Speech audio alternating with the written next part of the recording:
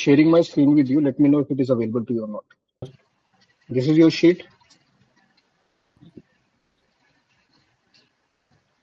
Hello. हाँ sir. चलो शुरू करते हैं. So the first question was explain why environmental movements are referred to as new movements. Why have their numbers risen in years? ठीक है. तो आपने इंट्रोडक्शन लिखा है the continuous extraction of resources by the industrial class like हस्तियों. ये क्या नाम लिखा है?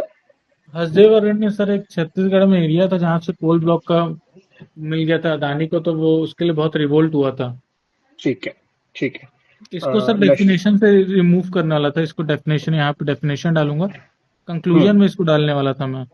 तो डेफिनेशन के लिए क्या सोचा, क्या डालने वाले हो आप? सर कोई जनरल डेफिनेशन सर्च करूँ किसी की? सोचा तो नहीं सर ऐसा. अब ओवरऑल सोचो कि what is the difference between environmental movements and the other movements which we see in society. Sir यहाँ पे लाइक मतलब एक सिंपल एग्जांपल पकड़ो. वर्किंग क्लास मूवमेंट्स और एनवायरमेंट मूवमेंट्स में क्या फर्क है? वो सर इकोनॉमी पॉलिटी अपने प्लेस के लिए रहती है जनरली, और यहाँ पे बेसिकली वो अपने इकोनॉमिक नेसेसिटी के लिए लड़ रहे हैं ना. हाँ नेसेसिटी है के ना. लिए. हाँ, the wealth inequality which they have been facing, the social hmm. Issues which they have been facing related to deprivation because of their low wages and all. ठीक है. तो उसमें जो इकोनॉमिक एंगल आ गया, ठीक है, क्लास एंगल आ गया. But when we talk about the environmental issues they are generally for the quality of life. हाँ. वंस यू ठीक आर है. Filled with your stomach. हाँ. हाँ. So it is centered on the quality of life issue. तो आप इस तरीके के कीवर्ड के साथ अपने डिफाइन कर सकते हैं इस पर्टिकुलर क्वेश्चन. हम्म. ठीक है. Now look at the body part which you have written environmental movements as new movements. The term new in new movement means they garnered significant momentum and visibility in late 20th and 21st century. तो ये कैसे, मतलब ये तो चीज generally आपको introduction में ही include करनी चाहिए ना. ये बॉडी का पार्ट नहीं बनेगा हमारे पास. अच्छा. इसको ठीक है. इंट्रोडक्शन के डेफिनेशन के नीचे वाला पैराग्राफ बना सकते हैं. Exactly, this will be a connecting line between your introduction and the body. ठीक है सर. हाँ. ठीक है. अब मेरे को without looking at your answer, अब मेरे को ये सोच के बताओ कि what do you think why environmental movements are referred as new movements. तो चॉइस ऑफ लाइफ चेंज हुई थी सर. मतलब चॉइस ऑफ लाइफ चेंज हुई थी मतलब? अब मतलब लोगों को अब इकोनॉमी और ये सब की नेसेसिटी के बाद लगा कि एनवायरनमेंट के ऊपर प्रॉपर फोकस करना चाहिए. ठीक है. अब जब आपने ये सेकंड पॉइंट लिखा है शिफ्ट इन फोकस, हाँ. Unlike traditional movement new environmental movements focus on ecological concerns. ठीक है. इसका मतलब क्या है?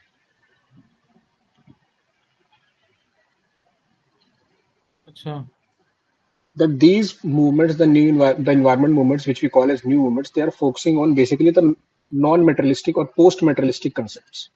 हाँ सर.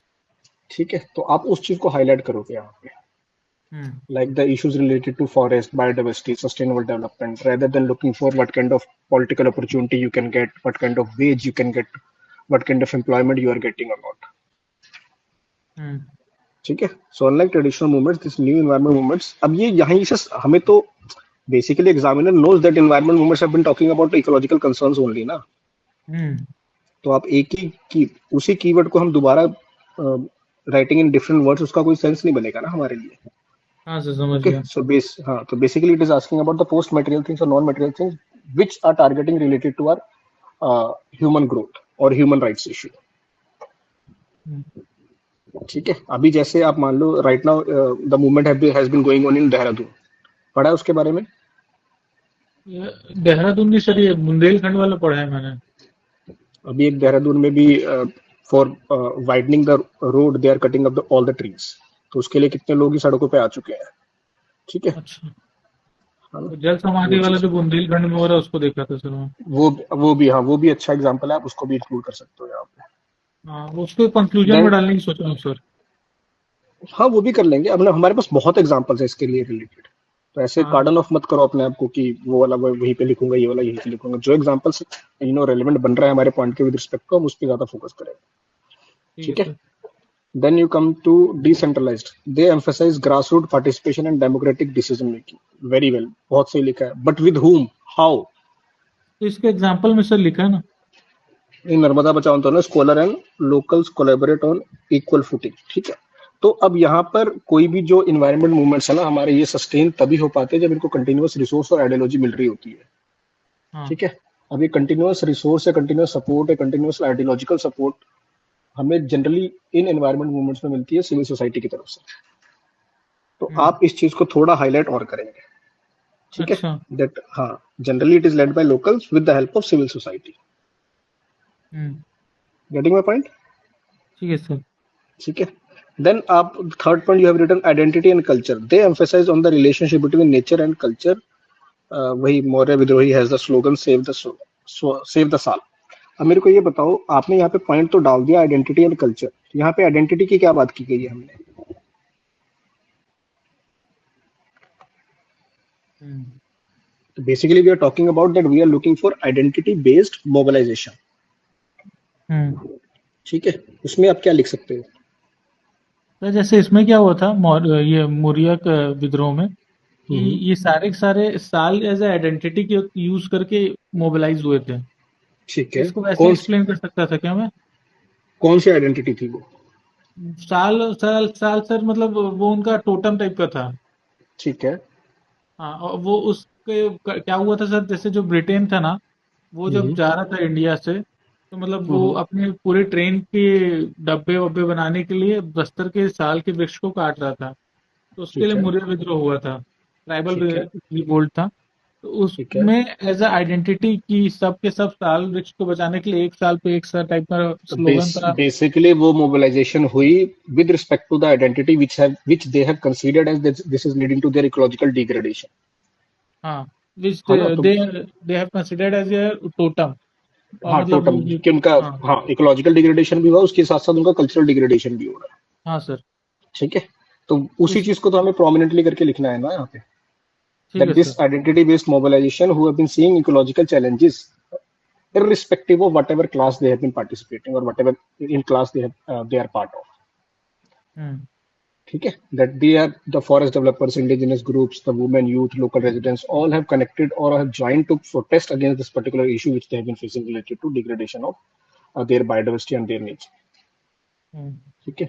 तो वो चीज जब आप आइडेंटिटी वर्ड यहाँ पे हाईलाइट कर रहे हो तो try to write something related to that identity, ठीक है सर। ठीक है? Then transnational network new education new environment movements frequently gets global activism. Rather than writing about this they are getting frequently getting global activism, just try to look forward that how you can rearrange the words, that this is nothing but highlighting the global local linkages, how the connect the local climate issues, local environmental struggles, they are getting the global recognition. Hmm. Getting my point? हाँ sir. Hmm.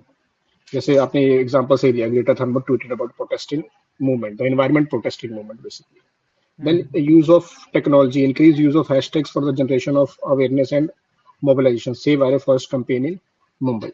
ये भी सही है, इसको आप थोड़ा उसके साथ भी कनेक्ट कर सकते हो। जब हम अगर जीएच मीट की बात करते हैं, that how it can be led to a symbolic integration, तो सिंबॉलिक सिंबल, कंट्रेशन, है ना? ओके। हाँ, तो आप उस चीज का भी कि this the rise of digitization with the help of X, with the help of Instagram, with the help of other social media platforms, there is a rise of symbolic protest also, that if the other people are not being getting impacted or affected at a very local level, but still they are participating in that particular movement and giving their voices to, ठीक है? इसमें वो इकोसेंट्रिसिज्म और वो women empowerment का भी वो डाल सकता था, बंदा शिवा नाम करके। वो मेरे को बाद में लगा था। उसको आप फिर लीडरशिप वाले पॉइंट में डाल सकते हो। हाँ। यहाँ पे आपने लिखा है ना डिसेंट्रलाइजेशन वाला पॉइंट, तो वहां पे भी आप उस चीज को एज एन एग्जांपल यूटिलाइज कर सकते हो जो आप अपना शिवा वाला पॉइंट बोल रहे हो, अच्छा, ठीक है ठीक सर। है? देन लास्ट एक और पॉइंट आप ऐड कर सकते हो, that how it is nothing but a challenge to a dominant ideology और dominant development model which the state has been focusing upon, hmm. ठीक है? The rise of industrialisation, unchecked consumerism, the resource exploitation which we have been facing. Getting my point? हाँ sir. बस थोड़ा ये सोचने की कोशिश किया करो कि जो बाकी मूवमेंट्स है उससे ये कैसे अलग निकल के जा रहा है। बाकी हम्म। जितने मूवमेंट्स आप समझोगे देखोगे उसमें एक पॉलिटिकल हायरार्की होती है ना? एक आइडियोलॉजिकल कंसेप्ट होता है जिसके पीछे वो भाग रहे होते हैं सब। क्लास डायनेमिक्स एक बहुत इंपॉर्टेंट डायनेमिक्स बन जाता है, the differentiation related to your ascribed status like caste, वो बहुत इंपॉर्टेंट मैटर बन जाता है, पर एनवायरमेंट मूवमेंट्स में ये सब चीजें नहीं होती है, ठीक है? Then rise in environment movements. अब ये देखो, the first point air pollution and urban congestion, second point save the water bodies, third point forest conservation, fifth point waste management, last point चलो एक अलग पॉइंट लिख लेते हैं, कोई दिक्कत नहीं। अब ये बताओ मेरे को, these all are the problems, ठीक हाँ है? सर। एयर पोल्यूशन भी प्रॉब्लम है, अर्बन कंजेशन भी प्रॉब्लम है, सेव द वाटर बॉडीज की डिग्रेडेशन वो भी प्रॉब्लम है, the issue related to unsustainable use of forest, that is also a problem, issue related to solid waste management, plastic waste management, e-waste management, all are problem for environment and as well as the problem for the people who have been living there. So we need to club these points and make a one separate point, like unsustainable development coupled with continued ecological degradation, अच्छा। ठीक है, which is leading to nothing but human disaster. क्योंकि अगर ऐसे ही point बना के लिखने हैं हमें एयर पोल्यूशन, फिर मैं एक ऑयल पोल्यूशन का पॉइंट भी लिख दूंगा फिर तो मैं, ठीक है सर। बात समझ रहे हो? तो आप सिर्फ प्रॉब्लम्स को हाईलाइट नहीं कर सकते, there are other different reasons because of which this is also getting rise. वो तो ये जो प्रॉब्लम्स है वो तो है ही है, उनकी वजह से तो बढ़ ही रहा है, तो उसको हम एक ही पॉइंट बनाएंगे, this is nothing but rise of because of unsustainable development which is coupled with ecological degradation, ठीक है? हम्म। The second point which you can write is about how the society at larger level has been recognizing the environmental justice. जैसे अभी उत्तराखंड की high court का कुछ साल पहले था कि they are giving living status to rivers, ठीक है? Then recognization of rights of forest developers in the forest act वाला पार्ट, ठीक है? सुप्रीम कोर्ट भी कई बार अपने इसमें बोल चुका है कि this is nothing but right to fresh air is right to life, ठीक है? तो वो सारी चीजें भी तो हाईलाइट होती है ना। तो the recognition of environmental justice itself is important reason for the rise of this kinds of movements, ठीक है? देन जैसे अभी हमने हाई कोर्ट और सुप्रीम कोर्ट की बात बोली, तो this is nothing but legal support which we are getting related to environment, so this can be your another point, legal and constitutional support which we are getting with respect to the environment movements, ठीक है? Then how there is a rise of related to global activism with respect to climate change, with respect to the environment movements, ठीक है? दोनों तरफ हो जाएगा ना फिर? हाँ, दोनों तरफ हो जाएगा। तो रीजन तो ये है ही है ना, ये भी तो रीजन भी तो है ही है और ये फीचर भी है, ठीक है? तो आप ये ग्लोबल एक्टिविज्म में you can also write about the role of expansion of civil society and NGOs, जिसके पीछे अभी गवर्नमेंट लगी हुई है एफसीआरए रूल्स बना के कि इसको थोड़ा कंट्रोल करेंगे। तो ये गवर्नमेंट का यही व्यू आता है ना कि जितने भी एनवायरमेंट मूवमेंट्स हैं they are blocking the development process. हाँ, लेफ्ट ओरिएंटेड मूवमेंट्स है जिसकी वजह से हमारा डेवलपमेंट प्रोसेस रुक रहा है, ठीक है? Then the rise of digital media, you can also look forward to giving it as a reason for rise of global movements, ठीक है? तो जब आप ग्लोबल नेटवर्किंग या ग्लोबल एक्टिविज्म की बात करोगे, there can you can also write about the different summits which we are having related to protection of environment, ठीक है? The focus on SDG goals, the focus on Paris agreement, Kyoto protocol etcetera, वो भी आप थोड़ा as an example भी utilise कर सकते हो। Getting my point? समझ गया सर, ठीक है? हाँ, अब ऊपर जो आप बात पहले कर रहे थे कि इंट्रोडक्शन को you could have utilized as an conclusion, तो कंक्लूजन में बेसिकली आपने वही चीज ही लिखी है in different words and different examples. नहीं सर, इसको मैं कंक्लूजन में अच्छे से लिखने की कोशिश किया था, इसलिए कंक्लूजन में लिखा था मैं उसको। मैं आपको मैसेज में लिखा ही हूँ ये कंक्लूजन में। मैं कंक्लूजन कैसा लगा सर? मैं सोचा ऐसे 20-50 टॉपिक के लिए कंक्लूजन और इंट्रो प्रिपेयर कर लेता हूँ। हाँ, with respect to the PYQs जो आपको लगता है कि these are the important parts of question, जैसे हम एनरिचमेंट वाले में अपन ने देखा ही होगा कि these are the questions which we need to focus upon, these are the important parts which we need to focus upon, उसके अगर कंक्लूजन आप बना सकते हो तो आप बना के रख सकते हो, but the uses of conclusion will depend on the demand of question, कि अगर कोर डिमांड में वो चीज हाईलाइट नहीं है तो आप जबरदस्ती के जो बने कंक्लूजन उनको यूज नहीं कर सकते हो, it needs to be derived from the core demand of question, ठीक है? तो ये कंक्लूजन सही जा रहा है इसमें? ये कंक्लूजन सही जा रहा है, ये कंक्लूजन सही जा रहा है। मेजर चंक ऑफ इशू इसमें सबसे बड़ा इशू था द रीजंस वाला पार्ट, वो बिल्कुल राइज ऑफ एनवायरमेंट मूवमेंट्स का रीजन जो है वो बिल्कुल ही मतलब वेल ओरिएंटेड, हाँ, वो है ही नहीं। वैसे तो ऐसे लिखने, अगर हम ऐसे रीजंस उठा के लिखेंगे तो फिर तो ये जितने मर्जी आप लिख दो वो कम ही पड़ेंगे, ठीक है? तो सिर्फ हमारा एक पार्ट सही था, उसमें भी कुछ इश्यूज है जो हमने डिस्कस किए, but the next part was totally irrelevant related to कि आप क्या लिखना चाहते हो वहां पे, ठीक है? ये ऐसे बेसिकली ये सोचो कि ऐसे नहीं है, हाँ तो हाँ ये सब पॉइंट्स आप वो वाले डायमेंशन में चले जाते हैं फिर। ठीक है। जनरल आंसर हो जाता है एकदम बेकार। हाँ हाँ हाँ। Now, the second question was related to analyze the underlying factors that have led to the emergence of new kind of farmer movements in contemporary times. हम्म, ठीक है। अब जो अभी मूवमेंट्स हमारे चल रहे हैं, अब ये भूल जाओ आपने क्या इंट्रोडक्शन दिया है, क्या कंक्लूजन दिया है, या क्या बॉडी में लिखा है। अभी जो एनवायरमेंट फार्मर मूवमेंट चल रहे हैं, तो जो दिल्ली प्रोटेस्ट वाला चीज सीन शुरू हुआ था हमारा, अगर आपको याद हो तो, हम्म, ठीक है, दिल्ली फार्मर्स प्रोटेस्ट। अभी हम्म, जितने भी फार्मर यूनियन के लीडर्स हैं, this Congress Janata Party movement was going on, वो लोग भी आए थे कि we will be supporting the your movement, because उनके भी इश्यूज हैं, वो भी एड्रेस नहीं हो रहे हैं। तो if you following the news, आपने देखा होगा कि कैसे पंजाब और हरियाणा बॉर्डर पर उनको रोक दिया गया था कि they are not allowed to move to Delhi. ठीक है। हम्म। अभी जब जंतर मंतर पे इशू चल रहा था कांग्रेस जनता हाँ पार्टी राजेश वाला। टिकैत लोग गए थे सर। ठीक है। हाँ, ठीक है, जब गए थे। देन अभी एमपी में issue has been going on. Hmm. ठीक है। दाल के परचेज के ऊपर शायद कोई इशू चल रहा है वहां पे, वो चल रहा है। और भी डिफरेंट रीजन है इंडिया में जहाँ पे फार्मर्स अभी प्रोटेस्ट कर रहे हैं with respect to their issues. वो ऐसा मेजर इशू क्या है जिसकी वजह से we are seeing farmer movements everywhere right now? उनकी तो सर बेसिक वही इशू है, एमएसपी होना चाहिए उनको। अवेयरनेस बढ़ गया है तो उनको डिमांड पता है उनकी। हम्म। ठीक है। आपने एक वर्ड यूज किया अभी, एमएसपी होना चाहिए। हाँ ठीक है। सर। एमएसपी क्यों होना चाहिए? सो बेसिक है सर, उन लोग का परचेजिंग जो रहता है वो रिटेल में रहता है, और जो सेलिंग होता है वो बल्क में रहता है, तो उनको ही लॉस हो जाता है हर बार। तो बेसिकली बात हम ये कहना चाहते हैं कि there is a decrease in purchasing power, हाँ है ना? और फार्मर्स क्यों डिक्रीज हुई है वो परचेसिंग पावर?